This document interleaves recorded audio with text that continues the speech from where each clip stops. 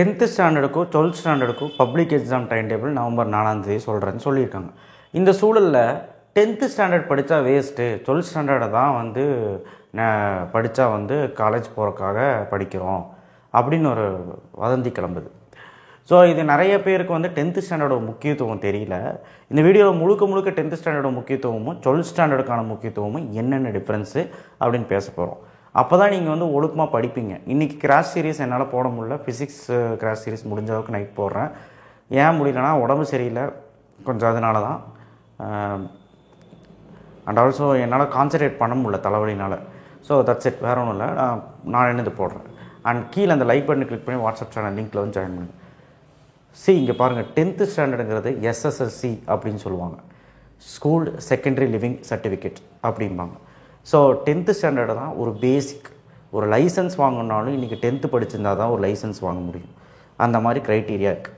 So இந்த மாதிரி பல விஷயங்கள் 10th ஸ்டாண்டர்டுக்கு இருக்குது. 10th ஸ்டாண்டர்ட் நீ எடுக்கிற மார்க் வச்சு தான், நல்லா கேட்டுக்க, 10th ஸ்டாண்டர்ட் நீ பப்ளிக்கில் ஒரு மார்க் எடுப்ப தெரியுமா? அந்த மார்க் எங்கே கேட்பாங்கன்னா, இன்ஜினியரிங் படிக்கும்போது கேட்பாங்க. இன்ஜினியரிங்கோ இல்லை ஆர்ட்ஸ் அண்ட் சயின்ஸோ எந்த கோர்ஸ் படித்தாலும் காலேஜில் அந்த பிளேஸ்மெண்ட் டைமில் கேட்பாங்க. 10th 80% வச்சுருக்க மட்டும் வர சொல்லு, 12th 70% இருக்கணும் வர சொல்லு, ஷார்ட் லிஸ்ட் பண்ணுவாங்க. நான் சொல்கிறது புரியுதா? 10th எங்கே அடி வாங்குதுன்னு புரியுதா? ஸோ அதனால் 10th ஸ்டாண்டர்டுக்கு வந்த சோதனை யாருக்குமே வரக்கூடாதுன்னு தான் சொல்லுவேன். 10th ஸ்டாண்டர்டு கட்டாயமாக நல்லபடியாக படிங்க. 10th ஸ்டாண்டர்டை பொறுத்த வரைக்கும் நான் சொல்லக்கூடிய விஷயம் என்னென்னா, கொஞ்சம் சீரியஸாக படிங்க.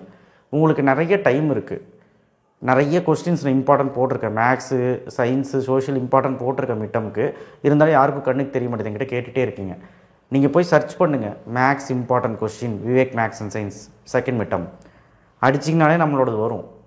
நீங்கள் சயின்ஸு சோஷியல் நான் போட்டாச்சு, தமிழ் இங்கிலீஷ் மட்டும் தான் நான் போடணும். ஸோ 10th ஸ்டாண்டர்டை பொறுத்த வரைக்கும் எவ்வளோ முக்கியம்னா, அங்கே அந்த காலேஜ் பிளேஸ்மெண்ட்டில் அடிப்படுற அளவுக்கு முக்கியம்.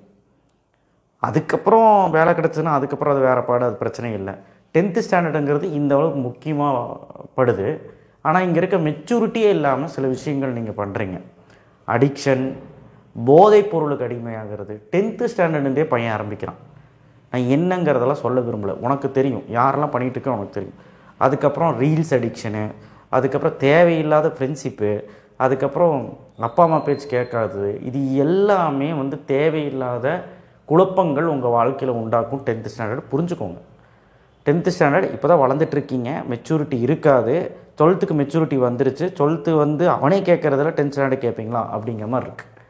ஸோ 10th ஸ்டாண்டர்டை பொறுத்த வரைக்கும் எவ்வளோ முக்கியம் நான் சொல்லிட்டேன். 12th ஸ்டாண்டர்டை பொறுத்த வரைக்கும் உங்களுக்கு சொல்லணும்னு அவசியமே கிடையாது. கட் ஆஃப்லேருந்து எல்லாமே 12th தான் முக்கியம். ஒரு காலேஜை உள்ளே போகணுன்னாலே 12th மார்க் வச்சு தான் கேட்பாங்க. ஸோ அப்போது சார் என்கிட்ட நிறைய பணம் இருக்குது, எங்கள் அப்பா பிஸ்னஸ் மேனு, எங்கள் அப்பா கோடிக்கணக்கில் பணம் வச்சுருக்காருனா நீ படிக்கவே தேவையில்லை, பாஸ் பண்ணால் போதும், போய் பணத்தை கொட்டி கொடுத்தா கிடைக்கிற காலேஜஸ் இருக்குது. ஆனால் பணத்தை கொட்டி கொடுத்தா கிடைக்கிற காலேஜஸ் இருக்குனாலும் அந்த மத்தியில் சில காலேஜ் கிடைக்காது, பட் கிடைக்கிது. மோரோவர் அந்த டாப் காலேஜ் கிடைக்கிது. அதுக்கு தான் மேனேஜ்மெண்ட் கோட்டா அப்படின்னு வச்சுருக்காங்க. ஸோ அதனால் பணம் இருந்தால் நீ அது உன் இஷ்டம். ஆனால் நாலேஜ் கெயின் பண்ணுறது பண்ணாததும் அவன் அந்தந்த ஸ்டூடெண்ட்ஸோட மென்டாலிட்டி பொறுத்து. சில குழந்தைங்க பணக்காரனாக இருந்தாலும் நல்லா படிப்பாங்க, ஏன்னா அவனோட மென்டாலிட்டி. நாமோ மிடில் கிளாஸ், இங்கே இருக்க 80% ஸ்டூடெண்ட்ஸ் மிடில் கிளாஸ் லைஃப். எவ்வளோ கஷ்டப்படுறீங்க? ஒரு நாளைக்கு பால் பேக்கெட் வாங்கலேருந்து, காலையில் எழுந்திரிச்சு பால் பேக்கெட் வாங்கலேருந்து, ஈவினிங் நீ வாங்கி சாப்பிட்ற வரைக்கும், ஈவினிங் டிஃபன் முடிக்கிற வரைக்கும் எவ்வளோ செலவாகுது ஒரு குடும்பத்தில்? இது யாருக்குமே தெரியாத மாதிரி நடிச்சுக்கிட்டு இருக்கீங்க. எல்லாம் உங்களுக்கு தெரியும். இதில் நீங்கள் வேறு பாக்கெட் மணியெல்லாம் வாங்குவீங்க.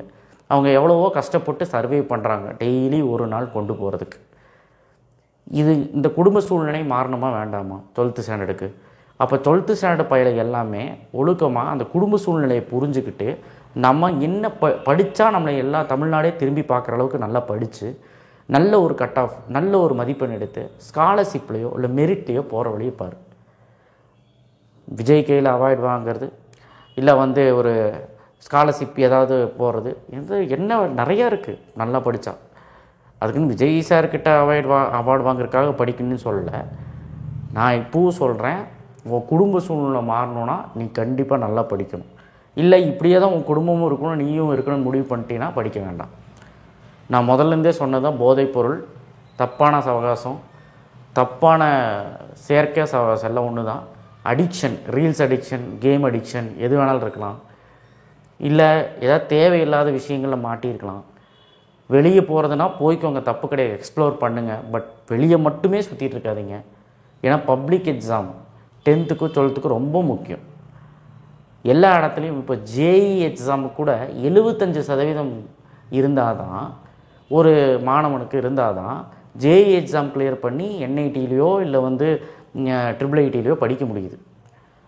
நான் என்னத்தை சொல்கிறது, ஒரு விஐடின்னு ஒன்று வந்திருக்கு. இப்போ VIT IIIE, Vellore institute of technology joint entrance examination வந்திருக்கு. ஸோ அதுக்கு நம்ம அப்ளை பண்ணோன்னா மினிமம் 65% இருக்கணுங்கிறாங்க. அப்ளை பண்ணி நம்ம எக்ஸாம் எழுதிக்கலாம். எக்ஸாம் எழுதி அங்கே உள்ளே போய் டாக்குமெண்ட் வெரிஃபை பண்ணும்போது 12th மார்க்கில் 65% இருக்கணுங்கிறான். நான் என்னத்தை சொல்கிறது, முக்கியமாக மேக்ஸ், பிசிக்ஸ், கெமிஸ்ட்ரி. ஸோ அப்போ நீங்கள் குறைஞ்சபட்சமே இவ்வளோ எடுக்கணுங்கிறாங்க. நீங்கள் என்னன்னா இப்போ என்ன மார்க் எடுத்துட்டீங்க, பாஸ் பண்ணிகிட்ருக்கீங்க, அவ்வளோதான். நான் என்ன சொல்கிறேன்னா, ஹாஃப் இயர்லிக்கு நீ படிக்கிறது ரொம்ப எவ்வளோ முடியுதோ அவ்வளோ கஷ்டப்பட்டு படி. உன்னால் சத்தியமாக சொல்கிறேன், மேக்ஸிமைஸ் பண்ண முடியனாலும் ஒரு 400லேருந்து 430 மார்க்காவது அட்லீஸ்ட் எடுக்க முடியும். நீ எப்படியாவது ஒரு 450 கிட்ட போனேன்னு வச்சுக்கோங்க. முடியாத பசங்களுக்கு சொல்கிறேன், நீ எப்படியாவது 500 தாண்டிடுவ பப்ளிக்கில். அதே மாதிரி தான் 10th ஸ்டாண்டர்டும். எப்படியாவது அடிச்சு பிடிச்சி 350 கிட்ட போகிறேன்னு வைங்க, 10th ஸ்டாண்டர்ட் பப்ளிக் எக்ஸாமில் 430 தாண்டுவேன். இது நான் உண்மையில சத்தியமாக சொல்கிறேன், கண்டிப்பாக இருக்கும். ஸோ கன்ஃபார்மாக இதை வச்சு நிறைய பிஸ்னஸ் ஓடிட்டுருக்கு உங்கள் மார்க்கை வச்சு. அதுவும் மெயினாக 12th ஸ்டாண்டர்ட் காலேஜில் டொனேஷன் வாங்கிறது, நீ மார்க் எடுக்கலைன்னா அதுக்கு தகுந்த மாதிரி டொனேஷன் வாங்கிறது, எல்லாம் செருப்படித்த மாதிரி எல்லாம் வந்து பார்த்திங்கன்னா உங்கள் தலையில் வந்து நிற்கும். பாவம் அப்பா அம்மா வந்து உங்கள் கூட வந்து அவங்க கேவலப்பட்டுருப்பாங்க, சீட்டு கிடைக்கலன்னு. இவ்வளோ அலைச்சல் தேவையா? ஒழுக்கமாக நல்லா படி.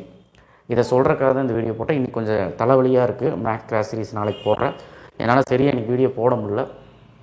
ஈவினிங் நைட்டு வேணால் ஃபிசிக்ஸோட டேவிஷன் ஜெரமர் ஒரு கொஷின் இருக்குது, அதை நான் போடுறேன், படிங்க.